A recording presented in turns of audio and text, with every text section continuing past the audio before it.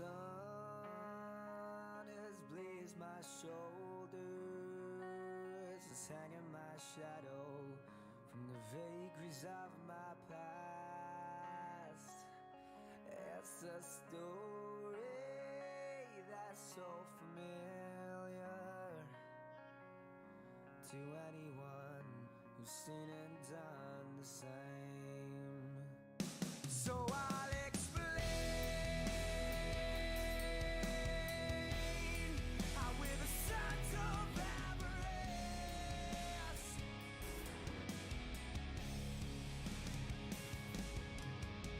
I'm walking forward towards my life. I could walk through every wall. I was 6 feet tall, outstripped them all, but I always wanted more. When the lies of the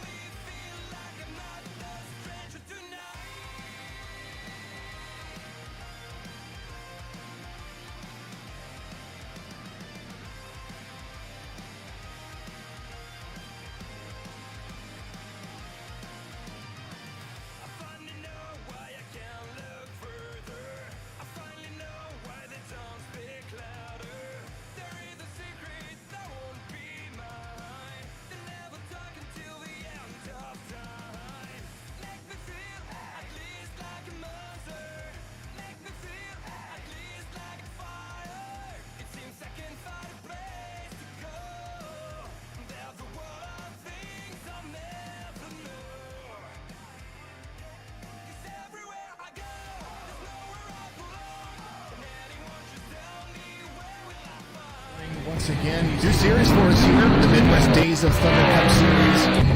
Well, good afternoon, good evening, good morning. This is the Rocky Game 150 brought to you by Jinx Shifters.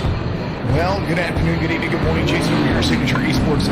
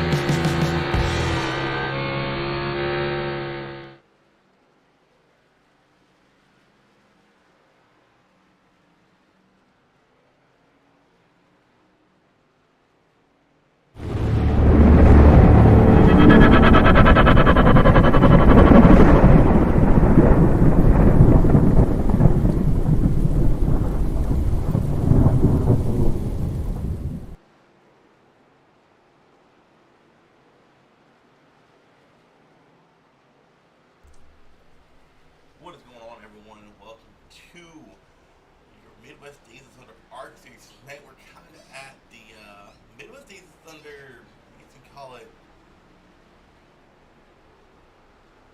the track that we go to every season. I can't think of the word right now. Well, I think every season I've been in Midwest Days of Thunder, we have gone to this track in one of the 4 series. And tonight here with the Arca cars. Me personally, I'm not a big fan of this track. Until tires get worn out, I don't like short runs here. Because they're really loose coming off of 4. But these guys are going to battle it out here for 100 laps here tonight at North Wilkesboro. Got 23 drivers registered for the session. One of the bigger turns I've seen here at North Wilkesboro. I know last week at Daytona I missed that race, unfortunately. I was won by the 66 machine, who's not out on track right now. That was won by him. Missed that because I didn't really schedule started, so my bad on that part. But we're back here at North Wilkesboro. Second race of the season for these guys. Last week we had 38 drivers. This week we're looking at 23, 25 possibly. Definitely a really good turnout here tonight. See the fast laps on the left hand side of the screen. Anthony Frey should be joining me here in a bit. Oh, he's with me now. What's going on, Anthony? Hey Isaac, what's going on? Hey man, I was talking to you guys how this is kind of like the tradition track for Mdot. I don't think there's been a single season since I've been in Mdot we have not went to this track in at least in one of the series. Seems like we always seem to come here, and I'm not a fan of it, but I think you are a fan of this track. Yeah, I have a pretty good history here. It's a fun track. I can tell you these Arca cars though, they're a handful coming into 3 and trying to get off of 4. They'll get loose on you real quick. Yeah, and that's what I was telling the viewers. I prefer this track to have long runs. I am not a fan of this track on French tires by any means. Cannot stand it. So I hate short runs. If we get on a good long run, I enjoy this track. When the car starts tightening up off of 4, that's when the track becomes really fun. It is definitely fun. I think the main thing here is just try to avoid as many wrecks as you can. There's going to be a lot of them. Like I said, 3 and 4 are going to be probably where you're going to see the most of the wrecks, but if you can avoid them, you got a real shot at winning. Yeah, 3 and 4 is the issue, and another one I know is a big issue is rolling through 1 and 2. When you try to arc the corner just perfectly, if you nick that grass in the middle of 1 and 2, you're going for a ride. Oh yeah, you put a tire in the grass, you're going around. But I didn't get a chance to watch the Daytona race. Did you get a chance to watch it and fill you guys in on how that one went? Yeah, it was a pretty good race. 3 wide action for a little bit. It was pretty good. There was a few wrecks, but not as terrible as I kind of expected as the first race of the season. There were definitely some good battles on the track. These guys get ready to go up qualifying. I'm gonna butcher some of these last names, I swear.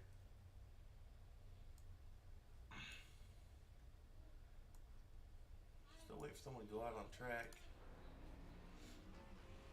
Well, fast lap in practice was 18.75, so I'd be curious if anybody is able to get right on that time. I expect the times to slow it down a little bit. Yeah, especially as the run goes on. If I remember correctly, after a long run, you lose about a second lap times, and the time fall off pretty quickly here. Tire wear, if you're not careful, you can roast the hell out of that right front tire. No doubt. This track is definitely a cheese grater on tires if you drive it aggressive in the early stage. So far, your quick time is a 79 of Jacob Denson, who was the fastest car in practice as well. He puts on 18.87 first lap, second lap. Don't think he's going to improve on the second lap. 18 of Scott Phelps comes pretty close on getting that pole position, just at a 1/100th off.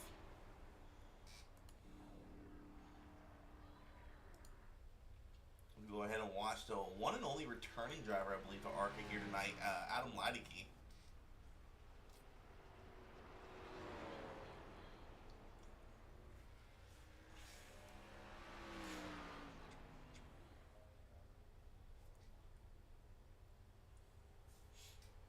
The Adam coming across for his first attempt at qualifying.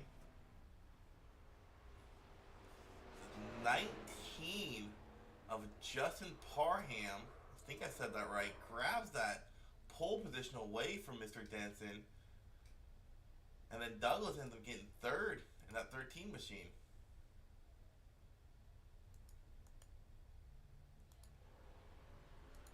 So now I go to last week's winner, Patrick Daubenberger, I think is how they say his last name.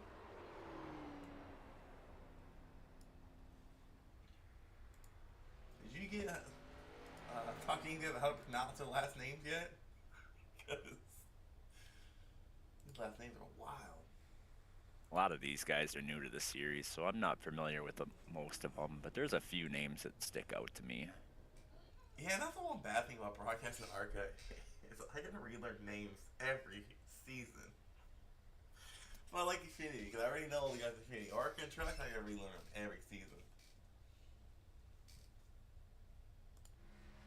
Still got some people out there on the track trying to possibly put up some last time we go to the 48 machine of Matthew Jones. Put a lap in quite yet.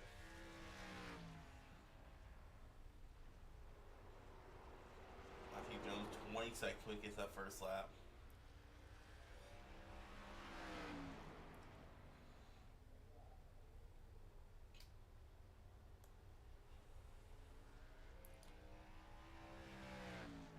But where would you rank North Wilkesboro on your short tracks from best to worst? Where would you put North Wilkesboro at? I'd probably put it right in the middle. I mean, there's some other tracks that I enjoy driving more. Bristol comes to mind, Richmond. I enjoy those tracks probably more than North Wilkesboro. However, I've won at North Wilkesboro, so I'm kind of biased. That's kind of like me at Texas. I'm kind of a little bit biased if our league ever goes back to Texas. I've won twice there.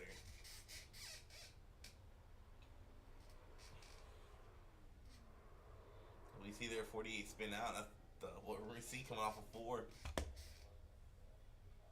Another thing to be interesting is we've seen William Brown do it in Cup, and we saw Davey do it in Xfinity. Wonder if any of you guys are going to be able to get that highline going. On fresh tires, it is very possible, and that highline can be very fast if you know what you're doing. I haven't seen a lot of people do it. Davey and William are the only two people who really come to mind that have been successful going up there and passing cars. So it should be interesting to see if any of these ARCA guys are able to go up to the highline and make it work for the first couple laps on fresh tires. I think it's doable in the short term, but it's definitely not going to work on the long term. Oh, for sure. Especially with these cars, because if you even graze that wall, it's going to suck you in. Not a lot of room for error there.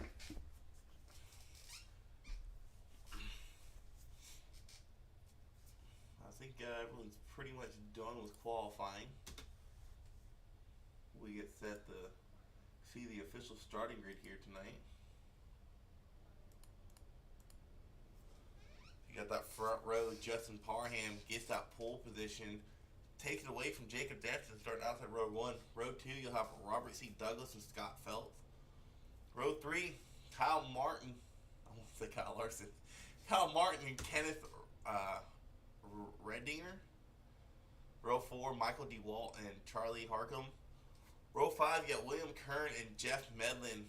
Row 6, Adam Leideke and Zachary Douse.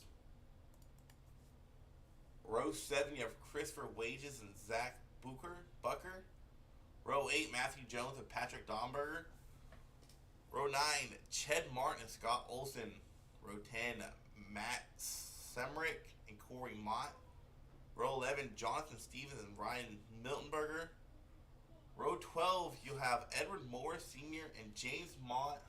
And right out the field, you have Joshua Ramos starting row 14 in 27. 27 drivers. I can't recall North Wilkesboro having that many people.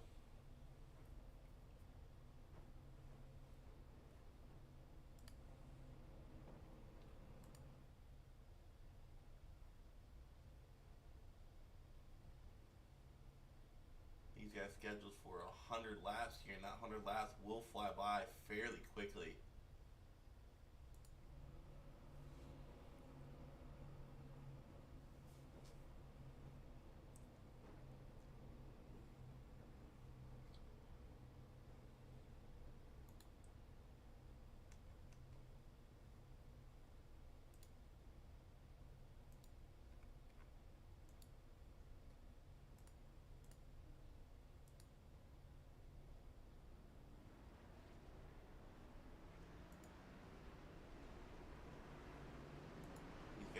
Start to roll off here tonight.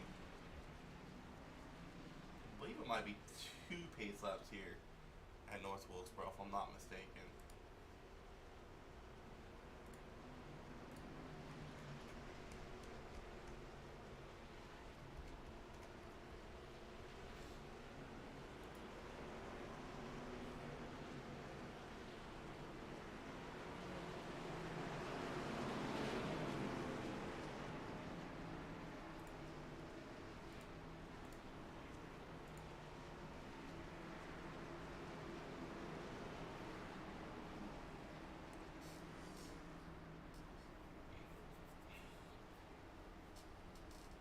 As 25 drivers did officially grid. 26 to 27, I believe they might have left the session. That's why they're not being shown on the grid right now.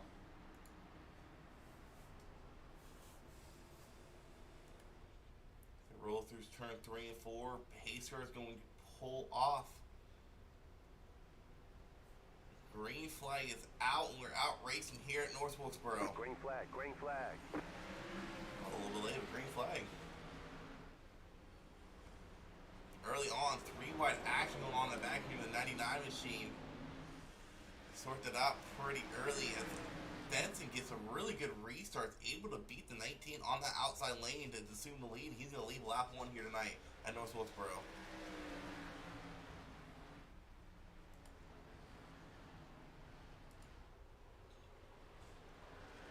Cycling back to the 13 machine. Look at that. Ooh. 19 car, or 99 car. Fishtailing, looked like he saved it.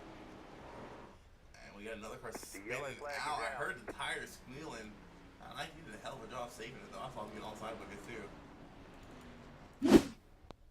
Christopher Wages having some issues here tonight early on.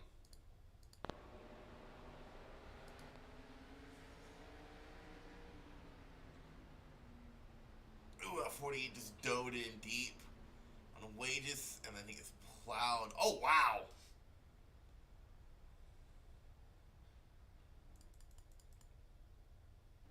And with Christopher Wages, I'm kind of shocked he used his quick repair there.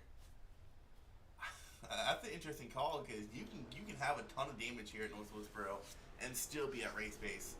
I've seen people get first and second place with no bumper.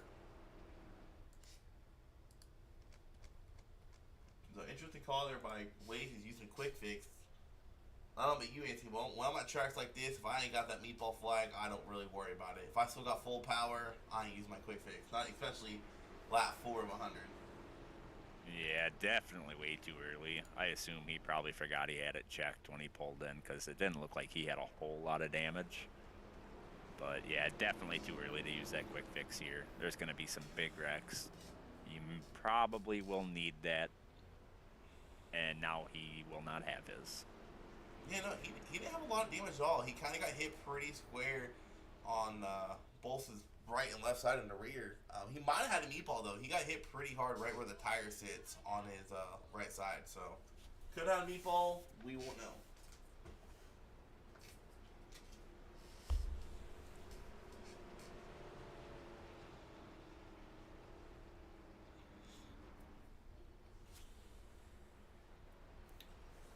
That 48 machine, he definitely stepped it in there way too hard. I gotta ask you, Ethan, you have better luck here than I do. How do you manage traffic at a track like this? Wait for somebody to make a mistake. I was about Hopefully you trust who you're driving around. I was about to say, do you just dive on the hell of a corner, or you just wait for the person in front of you to make a mistake and take that line away? I think a lot of it depends on who you're driving around. If it's somebody you trust and you stick your nose underneath them and they know you're there and they're not going to wreck you, go for it. But if it's somebody that you don't trust, maybe you sit behind them, wait for them to make a mistake, get a clean pass. I think it varies. Right, green flag racing. It's at 19, holding his own pretty well in the outside lane, but 79 can get advantage here coming off of turn 3. And a car spinning out. That is the 13. Around he goes. Caution will come out. Single car spin. That's what we talked about pre-race. Turn 4 being an issue. That's exactly what it looked like coming off of 4. It looked like he got on gas a little too soon. He just kind of put in the wall before the corner. Trying to get around. Yeah, he just got in the gas a little too soon. Spun it around. Very minimal contact. And pretty good job of the 31 getting through that.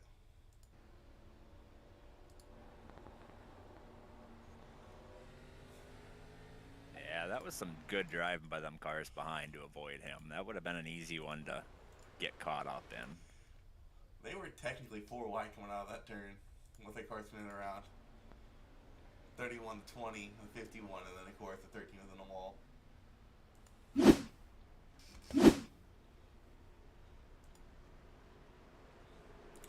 Another interesting thing that might play an effect here is, I know we were discussing how hard it is to pass here, track position. I mean, later on in the race, if you're the leaders, is it worth pitting if you're good on fuel for the fresh tires? Or, I mean, are you able to stay out and hold off your own?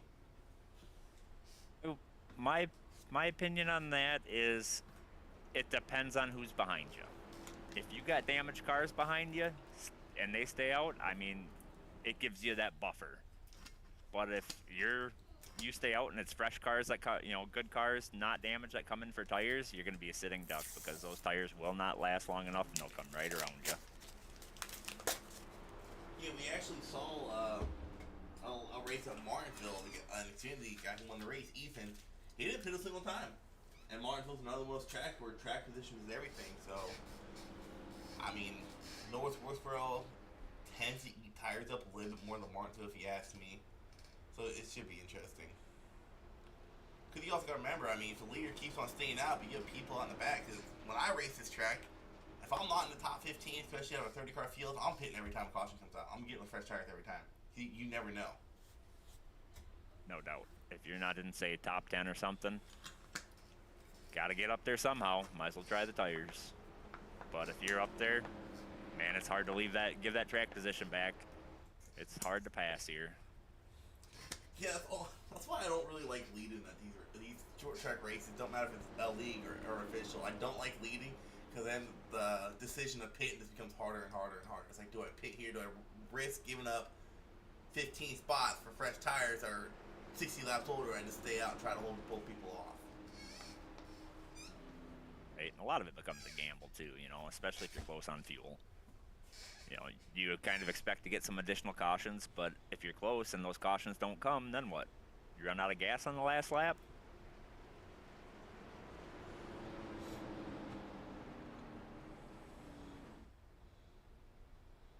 think I've been in Mdot. I've seen a gas strategy race at a short track yet.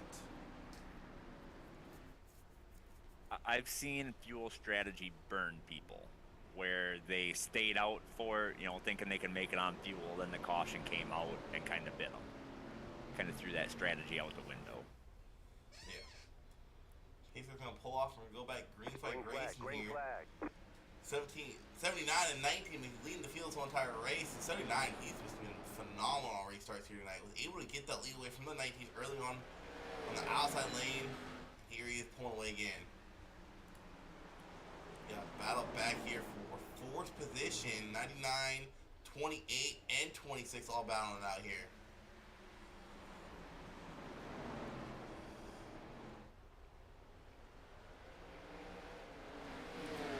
Whoa, that was a close call. 99 slid right in front of that 24's nose.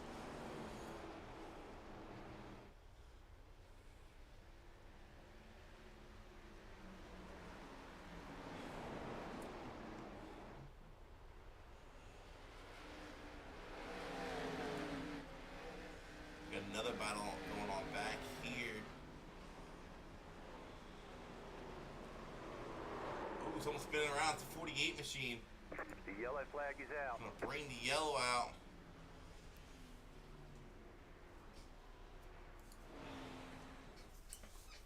As a lot of the cautions here tonight have just been solo car spins.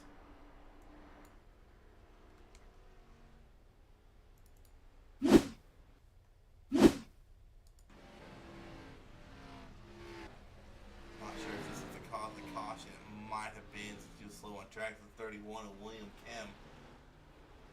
Off track coming out of turn 2. They would keep it going, but that might have been the cause of the caution right there.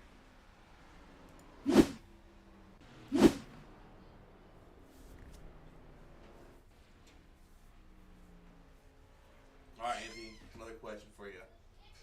We're at a short track like this and keep getting all these restarts. You're not outside lane. How long do you battle that guy on the inside for you to just give up, or hopefully he lets you in? Like, how long do you let that battle rage on? I think you got to battle for every position.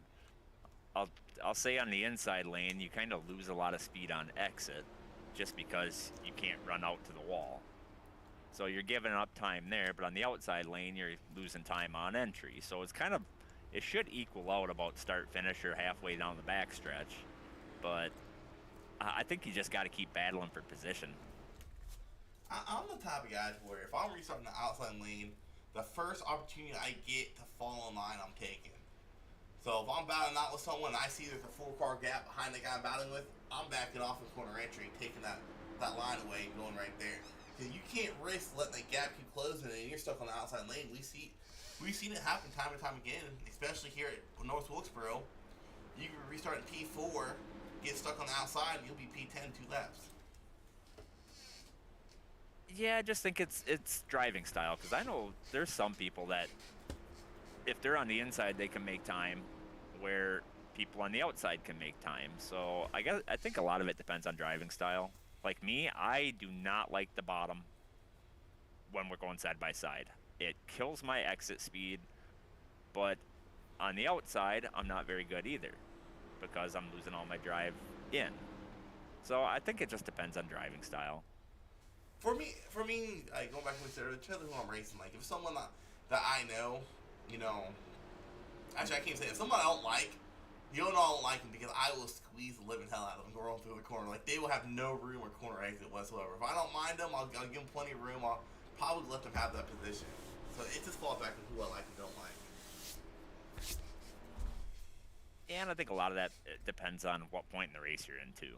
At the beginning of the race, is it really worth it? Taking that risk? Probably not. Later in the race? Yes. Probably is worth taking that risk. Yeah, no, one thing that surprised me, we're having all these early single car spins, is I'm kind of surprised everyone was pushing their car so hard here. Only on lap 20. A lot of my mistakes I have made at North Wilkesboro has been in the second half of the race trying to get those track positions back or trying to keep up with the field. That first half, I'm just trying to get a feel for the track, trying to get a feel for who's around me. A lot of the guys are just pushing a little too hard too early. I agree, but it's also kind of scary to fall back because then you have a better chance of getting caught up in the big wrecks. True. Green flag, green flag. Green flag is back out here. 19 gets a really good restart that time. Really good corner entry. Yellow's going to come out. I think 19's going to score the leader. I don't know what happened to the 16 car there, but that car did not go and caused a major checkup. We'll go watch James Mott point of view here.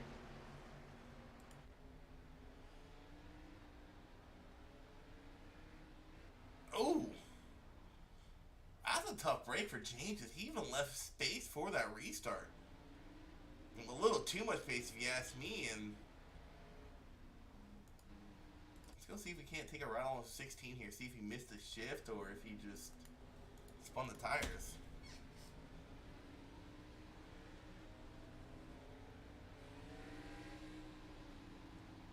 I don't know what happened with 16. If you ever write copies with him, Anthony, I'm not sure if he has a H-pattern shifter, maybe shifted into fourth on accident.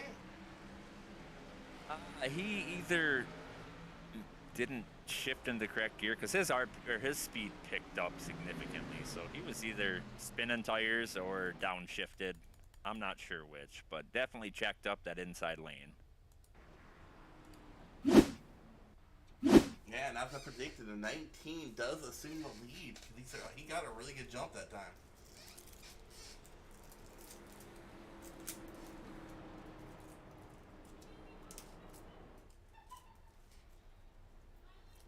Yeah, and that wreck was definitely avoidable. I mean, those guys are back way in the back of the pack. There's no need for people to be plowing into each other on a restart. That 10 left plenty of room for something like that to happen. He just got ran over.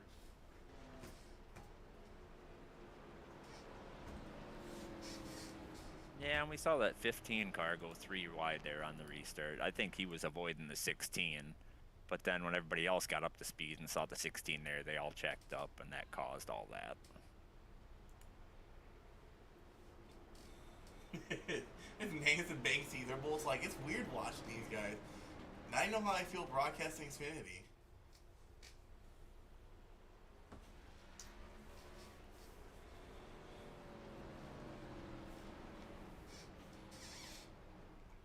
We saw the 79 get by the 19 on the outside at the beginning of the race.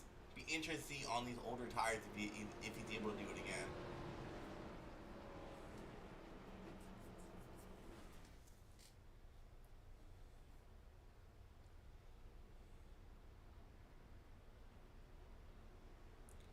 Speaking of North Wilkesboro, Anthony, did you by any chance get to watch like the highlights of them racing here earlier this month? I did not. Oh, dude. I heard about it, but I didn't get a chance to see it. It was cool. I'm kind of excited for when they repave this place and bring it back to the schedule. That's going to be awesome.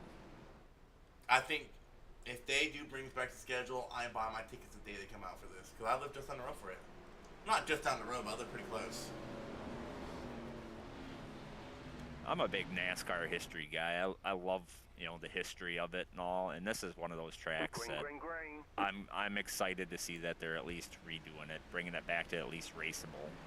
Green flag back out. Let's see if the 79 can get a restart here. He's going to have a little bit of momentum coming off turn 2 there. They're still side-by-side rolling through 3 and 4. I think Knights is going to have him clear. No, that 79 is making that outside lane work. Oh. Oh, the 19 gets a little loose in corner exit. Going to lose 2 spots, 3 spots because of it.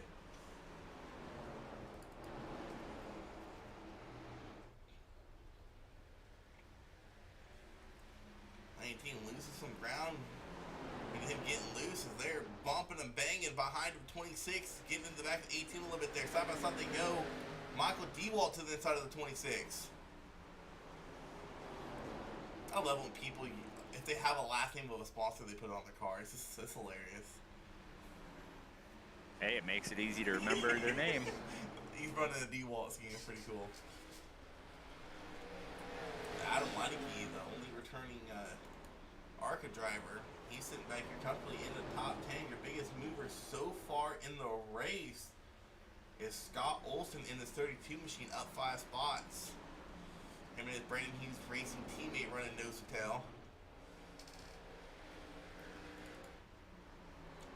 go back to the lead. That 99 of Kyle Martin is all over the back end of Jacob Denson.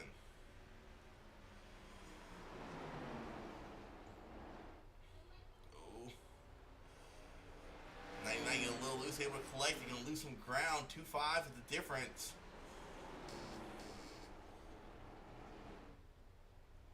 Off of turn 4. Go ahead and see if you can't see 51 around.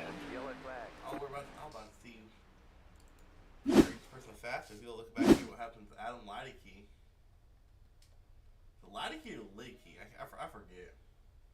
I don't remember what car it was, but somebody stuck their nose underneath them and pushed them up the track. 71 car. 71 of Zachary Dowse. Just cooked it in there a little too much.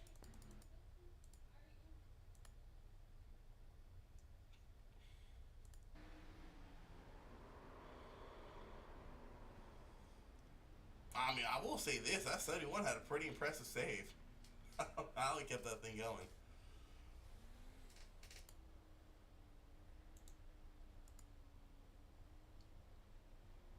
Kelsey missed the race, fell asleep on the couch.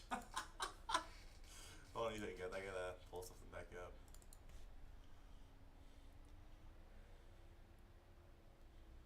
And now we're getting to the point where you can tell these cars are getting tighter. They're getting tougher to handle. I mean, if you're leaders, when do you come in? I don't think they can make it off field even with all these cautions. I don't see it possible. No, I don't think so either. I think halfway maybe you come in, depending on how much of that's under caution. It's hard to hear me and Tony on broadcast. All right, hold on a second. Turn Tony up. My mic closer. All right, Brandon, is this better? I'm still trying to get my other overlay back up.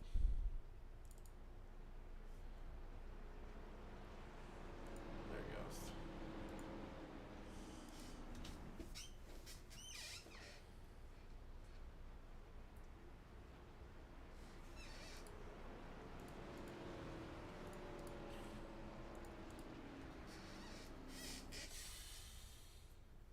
All right, is this better, Adam? Or not Adam, wow. There it is. Brandon?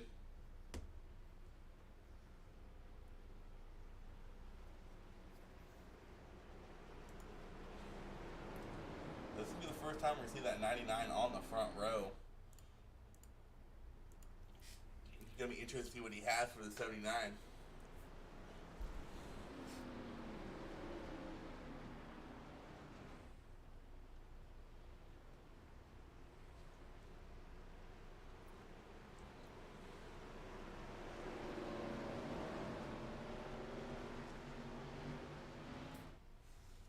He got 2 Jeff Gordon cars, nose to tail on the inside line. I just don't notice that. Green flag, green flag. Green flag is out. So he kind of starts these guys. He hit 79. Looks like he might have hesitated on that shift a little bit there. The 99 can take advantage of that on the outside lane. He's going to make it stick. He's going to take the lead over from the 79 of Denson here on lap 40. A little bit of a sluggish exit there off of turn 4 on the 79 to gain a little bit there. Caution, yellow flag. 15 car around. Christopher Wade is having some more issues. Looks like several cars were involved. Ooh, I don't think that was on the 11. Looks like the 11 went to go break. Oh, no doubt. And his car just broke free. Yep, hit the 15. 15 went up, took out 2 other cars, bunch of other cars in the wall. Yeah, but that's very minimal contact for all those cars, really.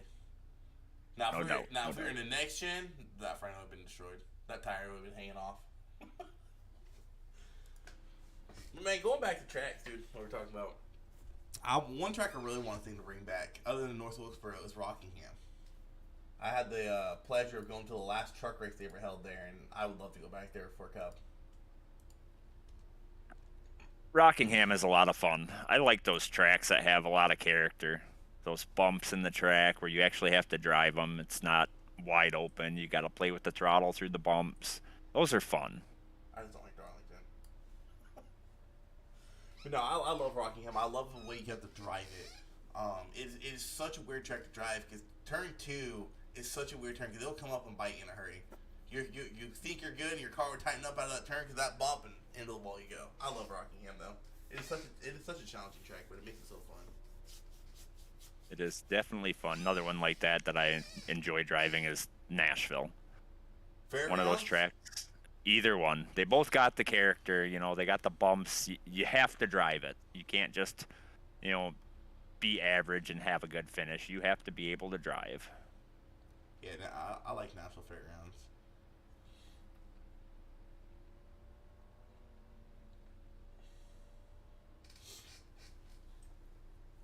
National Super Speedway. I don't really got bummed. I think National Super Speedway is a pretty smooth track all around. It's got some bumps in the bottom of the corners. If you run that low line, you'll feel them a little bit. Nashville Fairgrounds was an interesting one in Xfinity last season. I believe that was the track where I ended up on the roof of another car. Was it last season or 2 seasons ago? That may have been 2 seasons ago. I don't recall, but I remember my right rear wheel was on somebody's windshield. I like Fairgrounds because if you can learn how to use that bump in 1 and 2 to help kind of center your car out, roll through the corner, and gain speed on entry, it's a fun track.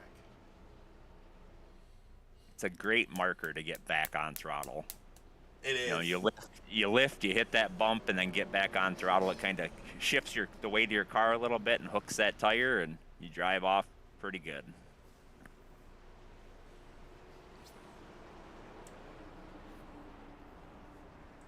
We're here on lap 46. We're about to go back green. I'm trying to find my pit strategy overlay and figure out who is on fresh tires and who isn't. I might not have it. Oh, here it is. Green, green, green. See, everyone in the top 8 has yet to pit. So let's see if we go down to the top 12, see what that shows. So everyone in the top 12 has yet to pit. First person on fresh tires, or somewhat fresh tires, would be that 43 machine, or not 43, the 2 machine of Stevens, but he left pitted on lap 3 on that first caution. Pit strategy not really playing effect right now. No one's been able to crack into the top 10 if they've pitted. Kind of shocking, actually. Well, I don't think we've had long enough runs for it to be a thing yet. We get a little, 10, 20 lap green flag run, I think you'll see it.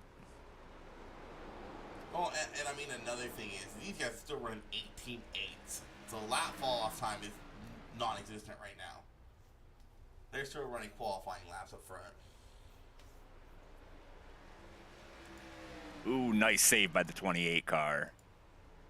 Sideways off a 4 and straightened it out.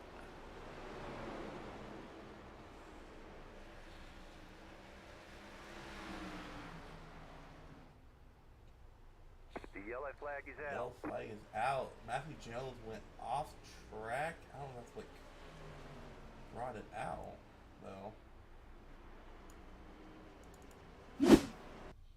That is what brought it out. Matthew Jones getting sideways off at 2.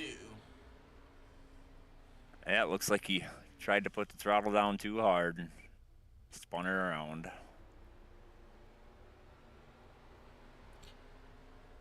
Yeah, I mean, other than that, that was a really good corner. Just a little bit too early on that throttle.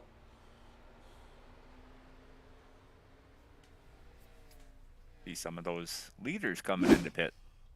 Yeah, 99, 19, 26. It'd be interesting to see if they can get their track position back with those new tires. Well, I'm wondering if they're pitting for fuel. Not necessarily tires, but they're trying to get some fuel in their car. I mean, 99 losing some ground. 26 and 19 will beat them out there. I'll hand the lead over to the 76 or 79 of Denson. We're taking another quick look at pit strategy.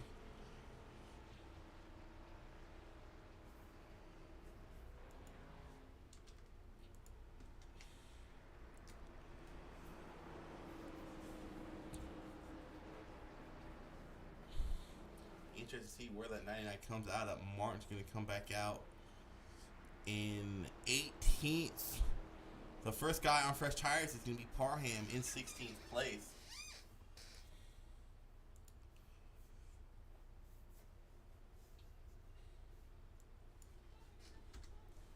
Once again, just pull up this overlay of shows you when the last time people came in. Top 10 if you get to come to pit lane.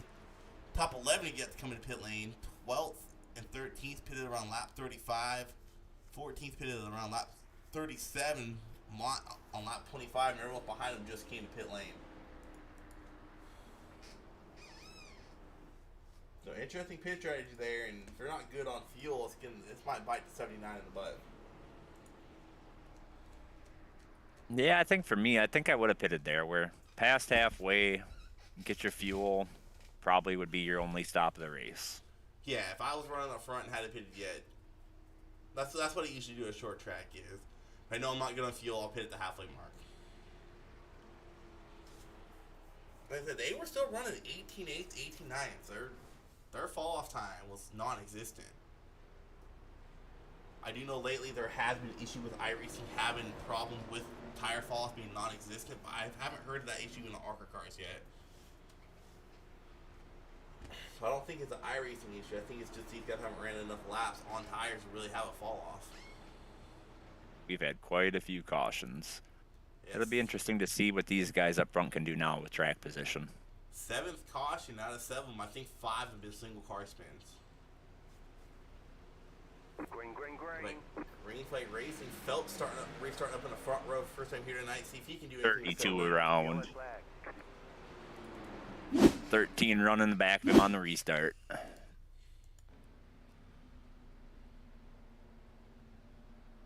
ahead and watch this from the sky view of this. Oof. I don't think the pace car had a chance to park that time.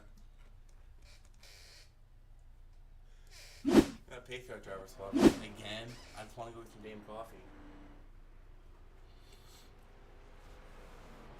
But I mean, and that goes back to what we were talking about earlier. I mean, once again, you gotta be aware of what's going on a restart. You can't just floor it on the gas. Just because the green flag is out doesn't mean you can get pedal to the metal. You gotta watch what's in front of you. Yeah, especially on these short tracks. It doesn't take much to create a big checkup further down the pack. No, all it takes is one guy to spin tires, and the whole line's checked up.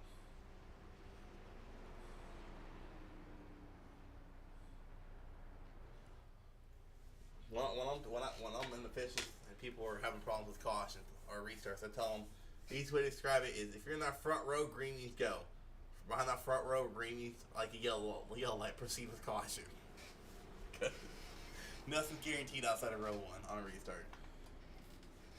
I completely agree with that. Yeah, if you're further in the back, you're going off the car in front of you, not off the green flag.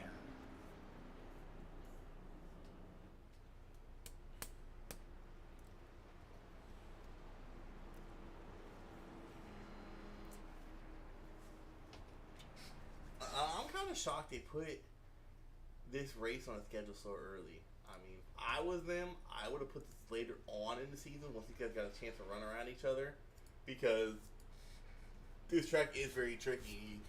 If you're doing it around people you've never raced with, you're going to have all these issues.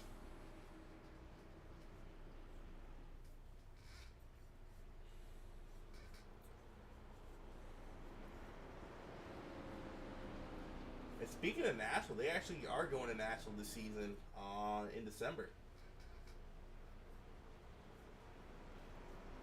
You mean for officials? No, our Arca guys are. Oh, okay.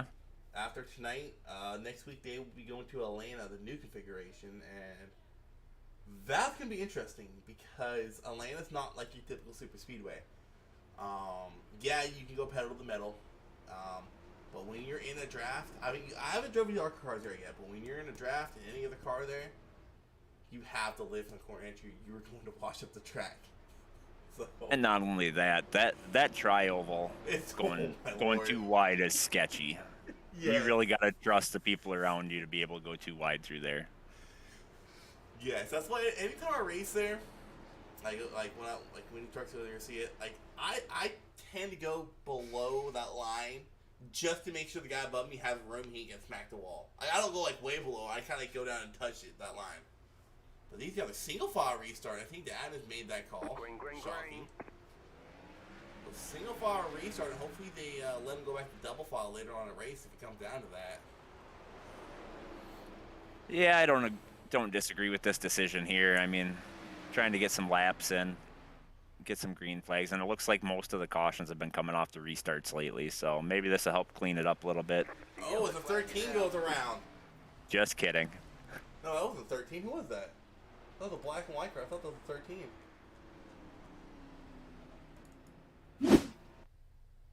Oh, that was a 38.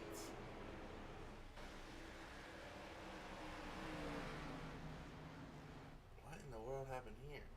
Oh! Looked like he just got a little bit of tight, started coming up the track, and 31 was there. Yeah, it looks like he definitely washed up off the bottom.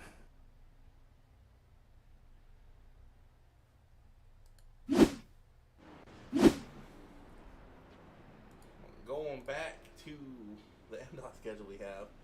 So we do got Arca next week at Atlanta. That's going to be interesting. We were talking about before. If you're not careful, you can wash up the track and take up the whole field, and the trial is very tricky. But we got more action coming up this week. We got Cup, which Tony will be in tomorrow night at Daytona. It's gonna be weird seeing you guys out there without Tabor. It's gonna be the first season I've watched or dealt with Cup and Tabor not be there. And I know Tabor's usually your drafting buddy at Super Speedways. You guys worked really well together last season there. So that should be an interesting race. They'll be going for 60 laps there, their first race of the season. And then next week we go for Xfinity. You got Auto Club, which ran some laps there. It's interesting. It is not as loose as I thought it would be, but it is at sunset, so that might produce some really good, tight, action-packed racing. And then trucks will be going to Vegas for their second race of the season after, what was it, a one caution race, I think, at Daytona? Yeah, I don't recall if it was one or two, but I know it wasn't much. They put on a really good show. I saw 3 wide at the front for several laps. They all held it. They passed lap cars splitting. It was a great race. Yeah, I can't remember 1 or 2. I think it was 2 because the caution came out late in the race that made the end interesting. Might have been 3, or might have been 1. So the trucks going to Vegas after a really good showing, probably the best showing of the week so far. And then Arca, like I said, Arca will be back live next Thursday at Atlanta. I'm kind of curious about that race because you can't bump draft these cars. And Atlanta, I've never driven Atlanta, the new Atlanta, without bump drafting because it's such tight pack racing. Yeah, we on the Cup side, we pushed that tracker. Originally, it was the same week, but we pushed it to the back just to kind of give time for other drivers to get used to driving around each other. It'll be very interesting in the Arca cars. Green flag racing these Oh, goes. big Ooh, check up at the front. big check up at the front, but they all keep it going. And the 11's around. How did I say that? I kind of want to go back and watch that restart because I don't know how the hell they kept that going. It was a huge checkup at the front with a 28 and 18.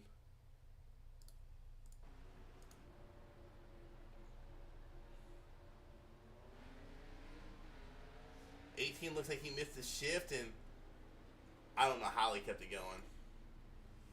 And that 31 once again, just, oh man.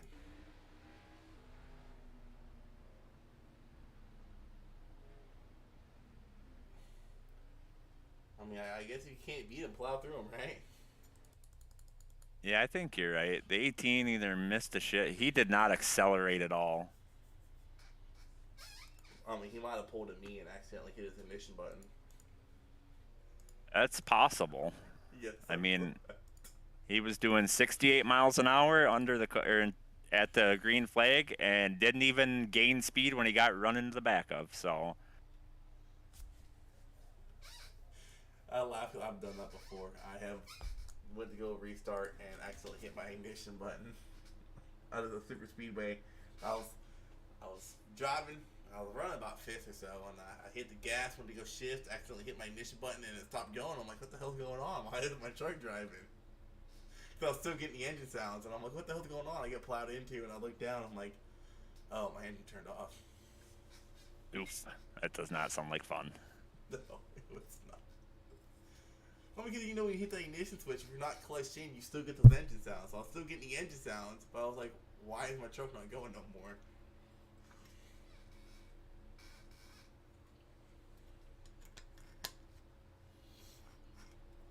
The 79 has yet to pit. The 99 has only made it back up to 12. 19 right behind him in 13th after pitting not too long ago. So those guys are definitely still trying to reel in the leaders. Looks like they're going back to double file restarts here.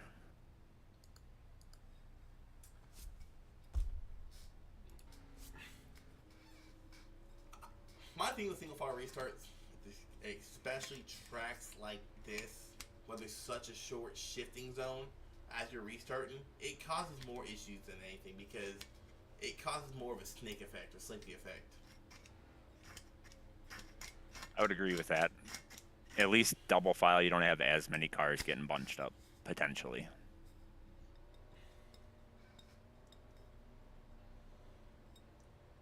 Glad my radio's not on because I just accidentally read some of the stuff people were saying and people are not happy right now. Short track racing. I always love it when they go short track in the super speedway because someone pissed you off at a short track. You can bet your ass you're not working with them next week at the super speedway. I'll be like, I'll slam on my brakes. You don't win the race. I am not working with you. You pissed me off enough at a short track, and I've done it before. Green flag, green flag. We're back to double file restart. Green flag racing. Phelps Denson leading us back here into turn 1, lap 74. Oh, they go around again. Oh, that was Big wreck. Big one.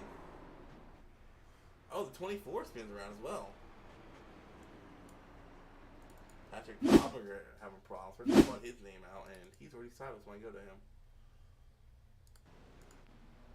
Yeah, it looks like the 13 sent it in the corner and clipped him. No, that happened. No, that happened further back. Oh, the 24.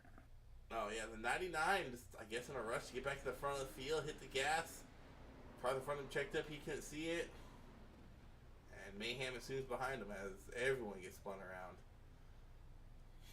Well, I'd be curious what these drivers who haven't pitted have for fuel.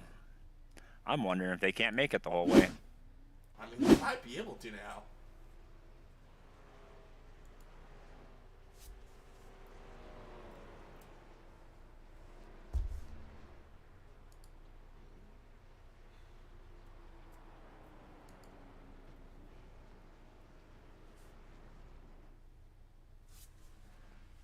We're 11 cautions, 25 to go.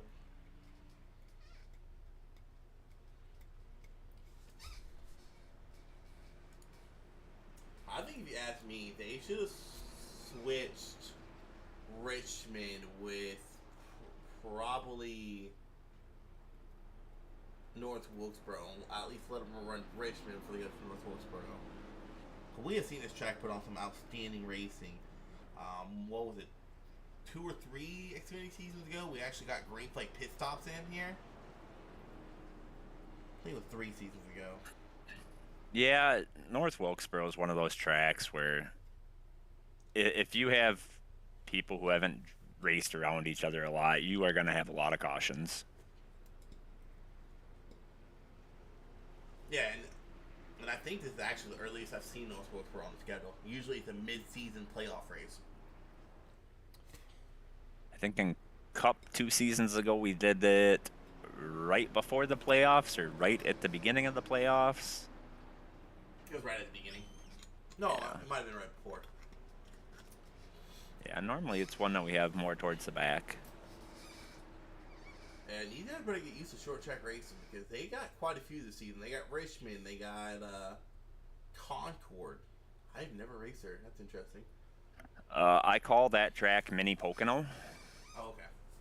because that's about how it is. It's a very small version of Pocono.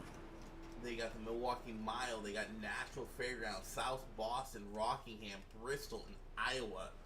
These guys better get used to short track racing. They got quite a few on the schedule this season.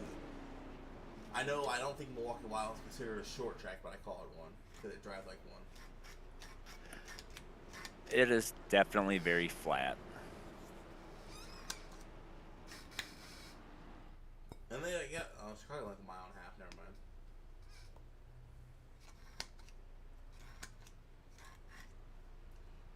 This is weird. The 14 start in front of the leaders. He can do a smart thing and pull the inside and let him by. I don't know why he was so in front of the pace. That's weird.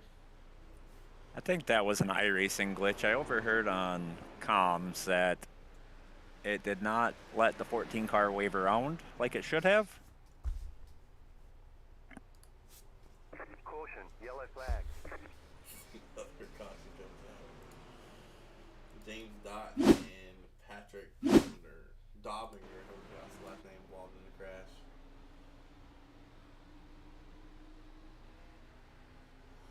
Ooh. I don't know if I agree with that move either. 66, I'm going to go put it 3 wide and really a spot that wasn't there.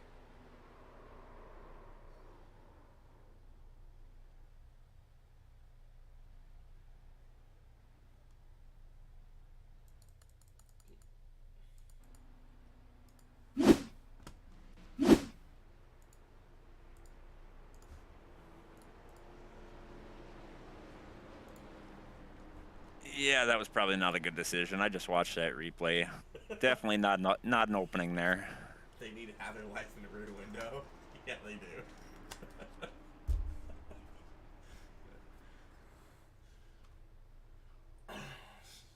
I'm about to start making a rule to where if you cause a certain amount of caution during a race, you get an orange triangle on the back of your car that says warning. Dangerous driver inside. Proceed with caution. Yes.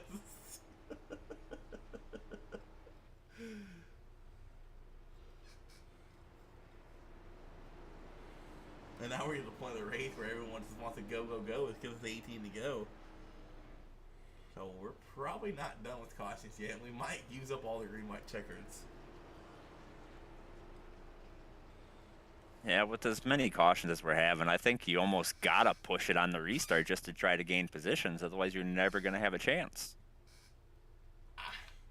See, with me, this late in a race, with how hard it is to pass here, I think I would just be content where I'm at. Just because I know people in front of me might make mistakes, so... But alright, I'm running top 10. I'll just chill out here and wait people in front of me make mistakes. I'm going to drive my race and not making mistakes of my own, because if you're like 66 there who's going to lose a bunch of spots because you want to try to put 3 wide where you couldn't put 3 wide at.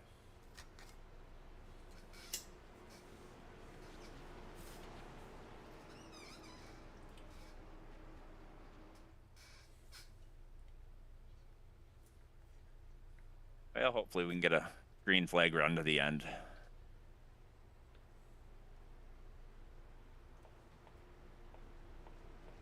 I mean, these guys keep it up. They might go back to the old rules to where you have a 3-strike system for cautions. They haven't done that in quite a few seasons, but Go back to the old rule where if you cause the caution, you got an EOL. But I don't foresee that happening. no, I don't either. The last time I saw that rule in effect was 2 seasons ago at Martinsville and Xfinity, which Martinsville's just a horrible track to race at in general. I love it. I'm fast there, but it's just people who don't know how to drive. Martinsville's this, but 10 times worse. Green flag, green flag. Green, once again, here's 15 to go, 79 of Denson still leading the way. 18 in tow, 20 looking to the inside. You gotta wonder now if that 79 has enough fuels. You got side-by-side action with the 20 and 28 going at for your third place position. Side-by-side they go, going in turn 1, coming out of 2. At 20 just can't get the drive off. Anthony was talking about earlier. He takes away the line up to the wall, and that's kind of giving the advantage to the 28 here with these older tires. These guys are still side by side. The yellow flag is out. Yellow is out. Matthew Jones having some more issues here tonight. How about that 13 car? He had some issues early on in the race. Now he's back up to 5th. Oh, that was that was a tandem spin right there with the 48 and the 11.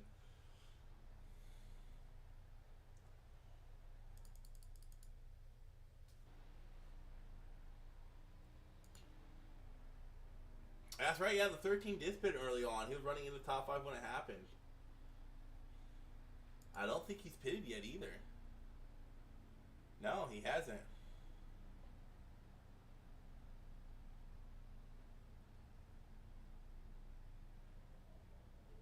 We're in our 13th caution here.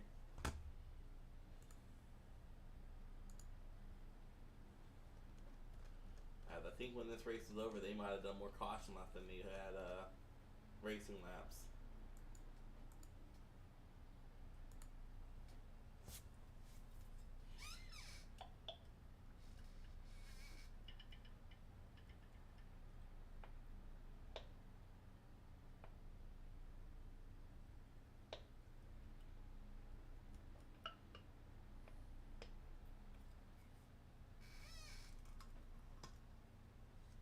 I'm kind of curious exactly how many of these cautions have been single car spins. I know we've had quite a few on a restart. I think we've had 2 because of contact.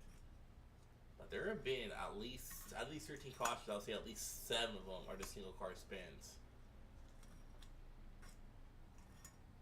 And I don't know. I think that's probably just due to lack of practice, if you ask me, though.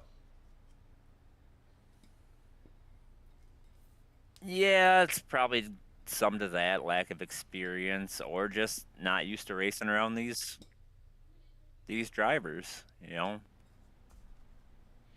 Trying to put down the power a little too early coming out of 4 seems to be the norm here. Well, most Wilkesboro is one of those tracks, fun to, like we've said multiple times, fun to race at, but you don't see it in officials too often, especially in a stock car. You might see the open wheel wheeling series go there, or the street stock series. You don't see it too often in officials with Arca, Xfinity, Trucks, or Cup. Very rarely is it an official series. So a lot of these guys just might not have a lot of experience here. Me being an Mdot as much as I have plenty of experience here because I've raced here about 5 freaking times.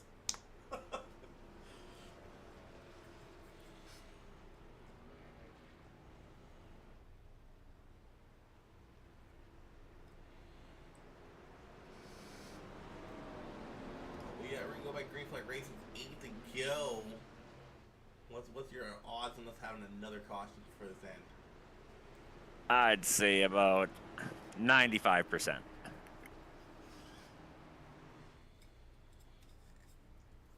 I know the Arca chat can get fiery chat here after this race, so that's gonna be interesting to watch. No doubt. Pace car pulls off, hopefully for the last time here tonight. Green flag. Green flag is out at the 39 of Denson. I think has the most laps led here tonight. Oh, the 13 is gonna get sideways over braking going into 1. And there is a caution, 19 around. That's going to be another big one. I don't think I've ever seen someone spin out on a restart going into 1. Oh, they're all amped up. It's getting towards the end of the race. They're trying to go. We'll say for where that happened, doesn't look like, and as many cars as that were involved, it didn't look like there was a whole lot of damage. And the 13, like right there. Ooh, wow. Dang. 19, unfortunately, involved. He was having a good run earlier. But in that regard, like I was talking about earlier, like, I would have been content where I'm at. You know, I'm like, all right, cool. We're starting 5th. I'm just going to drive my race, finish here in top 5. 13 overdrives it, collects a couple of cars, and he's going to be shuffled all the way to the back of the field. So instead of finishing top 5, you may be looking at a top 15, top 20. Yeah, that's a risk we take. But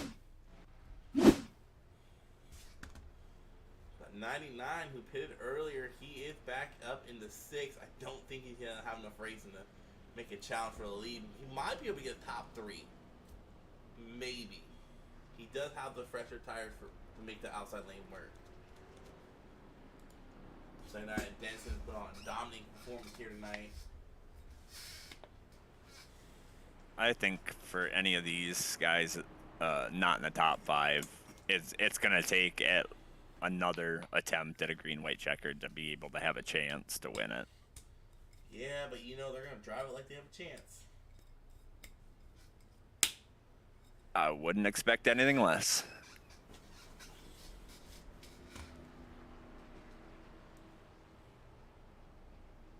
We go into our biggest movers of the race here, coming to our first attempt at a green-white checkered. Ryan Middlenberger up 10, as well as Edward Morris right behind him. Both those guys up 10 spots from where they started at. Scott Olson, he's up 8. Adam Leideke's had a good recovery after getting involved late in the race. He made his way back up into the top 10.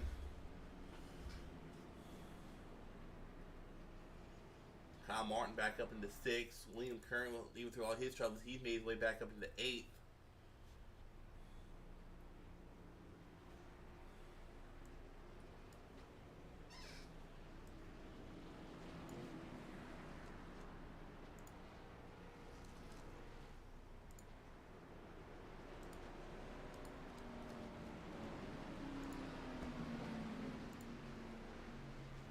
We'll have a first attempt at a green-white checker here. As Irese's bugging out again. The 19. Oh, he's just going to go around. We get 2 attempts at this. You get the white flag. Race is over. You get the yellow flag. Green before flag. It comes out. The green flag is out. They're not even past the pace car yet. Oh, Lord. It's going to call the caution. That was weird. Oh, 13 at it again. Yellow flag.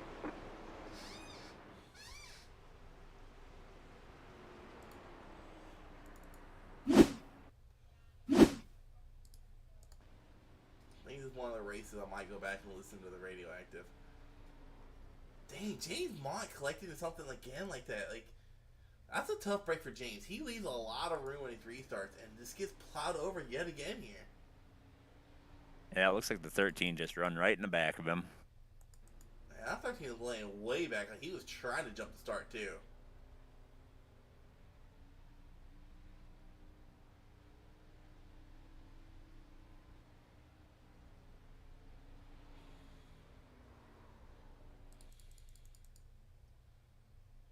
That 13 is way back there. It's the final start green-white checkers. So now I got time to explain it. The way green-white checkers work is we have 2 attempts here in Mdot.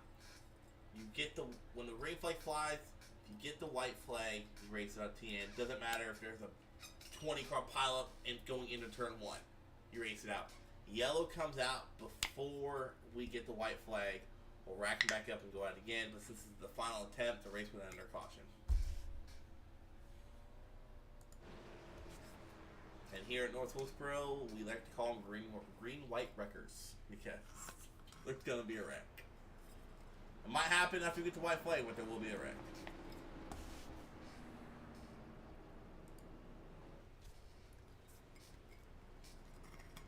Yeah, hopefully iRacing doesn't glitch out again and have them go green while the pace car is still on the track. I think that's a new one.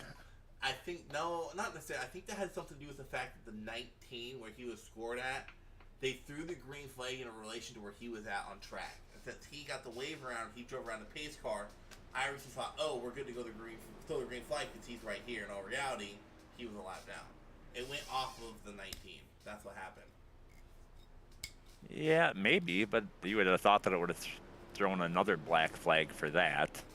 He might have got the black flag, but since he was scored as the lead car, or he was a lap down, about to be a lap down, iRacing was like, okay, well the car's going with the green flag here, we got to throw it.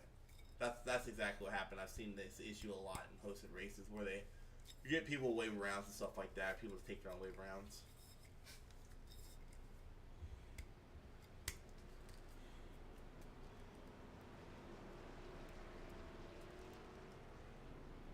We'll have one more attempt at this. 15 cautions in. I'm pretty sure these guys have more caution laps than they have laps actually raced. But it's just all part of the learning process. Racing here in Mdot is progression style league. Yeah, everyone used to race, because some of these guys may never race in a league before. This might be the first league that they're in, like me.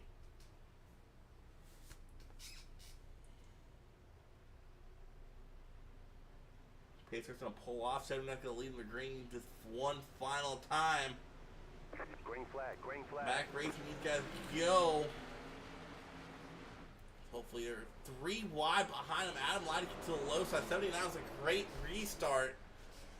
Oh, the 31 gets into the back of the 51. Caution's gonna fly. Kyle Martin has some issues as well.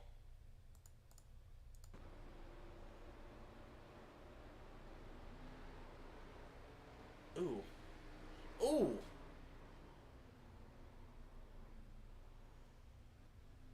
And if I'm not 51, I am not too pleased with 31 right now. Well, I think that 51 got a black flag on that restart. Did he? I think so, because he passed to the inside. I'm not seeing him have a black flag and what is showing up. Let's go back and watch it again. 79 will be declared your winner.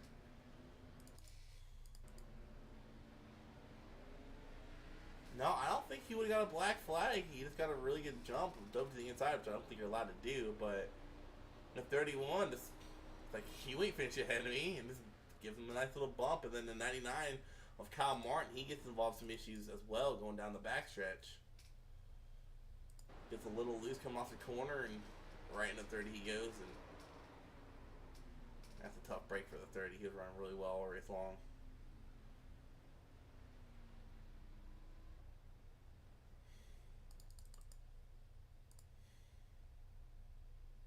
79 is officially scored your winner. Phelps comes in second. Medley comes in third. Hart comes fourth. And Dowse will round out your top 5. Biggest mover of the race will officially be the number 5 of Edward Morris Sr. up 14 spots. So he'll get a nice little bonus point for that.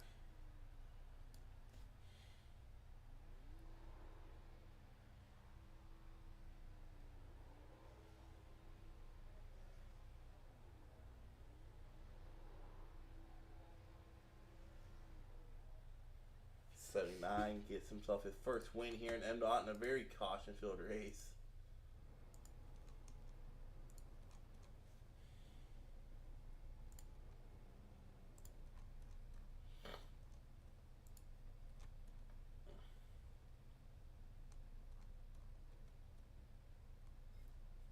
We wait for these guys to join podium finishers.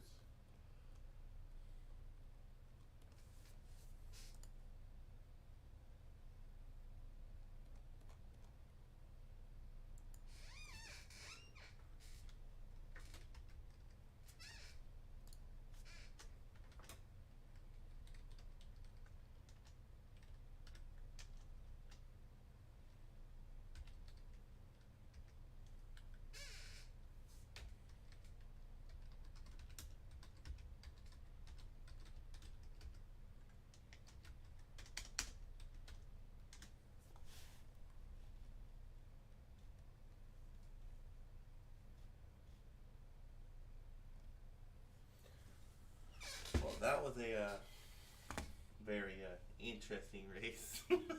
Probably the most caution race I've broadcasted. Definitely a lot of mayhem. Yeah, I'm not a big fan of caution races. Like, I like having, 1 or 2 here or there to regroup the field back up, make the racing intense. But when it's just caution field and you really don't get a green flag run, I mean, it's just luck of the draw, really. As long as you're away from the wrecks. It really is, and it goes back to that track position. When you have that many cautions, I mean, 74 caution laps. If you that were able really to how stay much up, it was? yes. Oh my god. If you were able to stay up front, basically guaranteed top 5. Holy cow. I didn't think it was that many. Oh.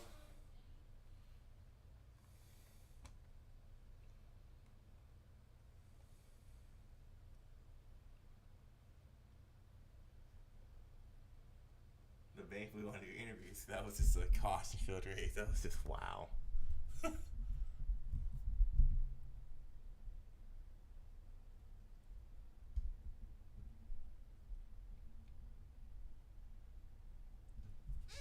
Oh, all right.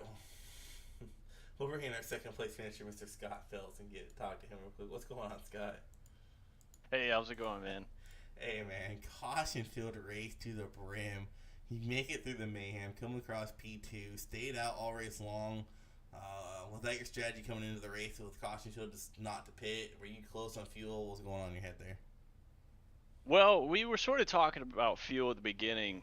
We knew if there were a few cautions, I think we'd be all right.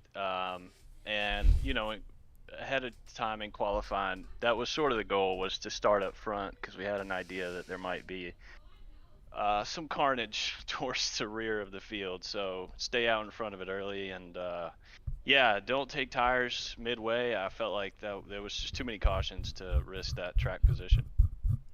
Yeah, I know it ended up hurting some people in the end, dude. We were talking about broadcast long. This is a tradition track for Mdot. We always go here. Don't agree with it being so early in the season, since y'all so new or running around each other. Your I rating gap goes from, I think it's like 3.4 down to, I think the lowest was in 8 or 900 or something like that. Big I rating gap. I know next year it's got Atlanta. Hopefully you guys can figure it out before we go to Richmond, because I'd love to see you guys get some long green flag runs in there. Atlanta's going to be an interesting one, just because that new Atlanta configuration is a whole new beast. It's a whole new super speedway. Oh yeah, absolutely. That's a home field advantage for me. I'm from Atlanta, so I'm looking forward to that one. But yeah, we're looking forward to some green flag laps. You know, Jared's Jacob, excuse me, is my teammate, so I was excited for him to get the win, but I was really hoping to sort of, you know, get a little bit of racing there towards the end. But happy for that. Looking forward to Atlanta and getting some green flag. All right, man. Well, congrats on your podium finish here tonight. Thanks, man. Appreciate it. All right, next we're being our race winner, Mr. Jacob Denson. What's going on, Jacob? Hey man, how you doing? Hey, man, just love talking to Scott Phelps about it was a caution field race to the brim, caution after caution. I think Anthony said you guys had 74 caution laps. Yeah, Talk it was Go ahead, my bad. it was quite an incident-filled race. Yeah, talk us through that race, dude. I know originally you got a really good start to the race. Was able to get the outside lane to work, and then the 19 did get ahead of you eventually. What was your strategy on not pitting there when the 19 came in? I was actually kind of surprised when them guys pitted. You know, we had enough fuel to finish the race with all the caution laps, and I felt like if you pitted, you were going to be stuck in the back, so the fresh tires weren't going to help you that much anyway. So it actually kind of helped me out when the top guys pitted, because they were fast, and I was a little worried about them, but it actually worked out for us. Yeah, it definitely did help you out there and kind of shuffle your competition out to the rear. After they had pitted, really no one was able to keep up with you. Man, Hey, Jacob, I got one question for you. Yeah, man. So, how were you able to have 0 incidents and be the only car in the field with 0 incidents? What? It definitely helps to start up front and stay up front. I didn't really have to fight my way around anybody. We really didn't get into any lap traffic, which was kind of surprising. So I think just having that front row starting position is a big part of that. Well, man, you led 89 laps, so you led most positions gain. You missed fastest lap by 1,000th of a second, and you had 0 incidents. So that was one hell of a race. Yes, it was. I appreciate it, guys. Well, man, we saw you win this race, dominate this race. Talk us through your thoughts of this season. We've kind of, last couple ARCA seasons, we've seen a recurring thing with same people dominating. Are we see the same thing out of you, or you just like short tracks? And do you struggle at certain tracks? Like, what's your strength? What's your weakness? I think short tracks I feel like I'm better at. You know, I spend a lot of time running late models and SK modifieds. I'm really struggle on road courses. I'm not the best dirt track racer. So if we can stay on short tracks, I'm fine with that. I don't mind the mile and a halfers. I like the open space, I guess you could say. I'm looking forward to the season. This is a new season for us. When I say us, I mean my team, B&H Racing. We kind of jumped in this league. I really like the progression style that you guys have. So I'm looking forward to what this season holds. All right, man. Congrats on collecting your first win here in Mdot. Hopefully first of many, and good luck throughout the rest of the season. Appreciate it, guys. Wow, I can't believe he had 0 incident points. That's crazy. The only car in the field that gridded. I think he should get a bonus point for that. No doubt. Well, that's going to conclude tonight's broadcast. A very unusual caution code race. Usually, we don't have this many cautions in MDOT. It's probably the most cautions I've ever seen at North Wilkesboro. But, I mean, yet again, this goes back to being so early on the schedule. Hopefully, these guys will clean it up when they go short track racing again at Richmond, as Richmond can put on some really, really good racing. Love racing there. So, hopefully, these guys can clean it up before then. But thank y'all for tuning in. And sorry it's such a caution fest, but hey, there's nothing I can do about that. Maybe have these guys get a little bit more practice in, since the majority of these cautions were self spins and over braking.